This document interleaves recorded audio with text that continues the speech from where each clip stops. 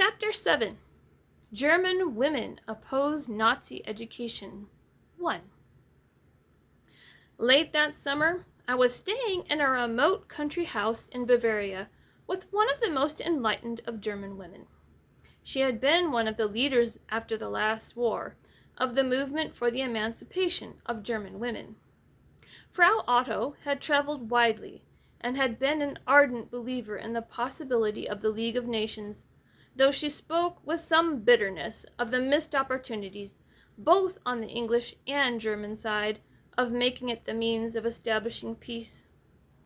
When I asked her what German woman thought of this, that, and the other, she replied, "That is the tragedy.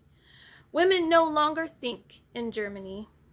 Later I asked, "How much can you do to help Jewish university and professional women?" And again, rather bitterly, she replied, "As much as I have courage for." As I learnt later of all she had done and all she had risked and suffered in the doing, I wondered afresh at the easy talk of people in our country about the lack of pluck among Germans in standing out against the Jewish oppression. I have often wondered since how I should have behaved in her position, knowing all the odds not only for her but for her husband, who was in the civil service, and her children, whose future was at stake.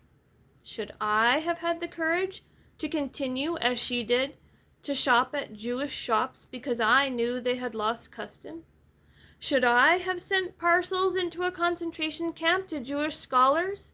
Should I have spent the night in a Jewish flat trying to help a Jewish friend who was ill and whose husband had been dragged away to a concentration camp? Should I have continued to do these things after my house had been searched and I had suffered insulting behavior at the hands of young SS men? As we talked on, I said, "Do I seem a traitor to you and your friends in prison, that I insist on keeping in touch with these Nazi women and asking them the questions which, as you say, you cannot ask?" "Indeed, no," she said.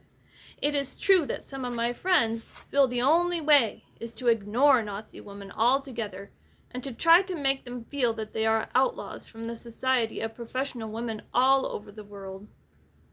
Only their blind loyalty to the party has given them power, and that they will hold on to." She then added, "By the way, I have invited to tea here today about 8 or 10 distinguished and scholarly women. All of them used to be either in the educational or political worlds, and several of them are now married and have children.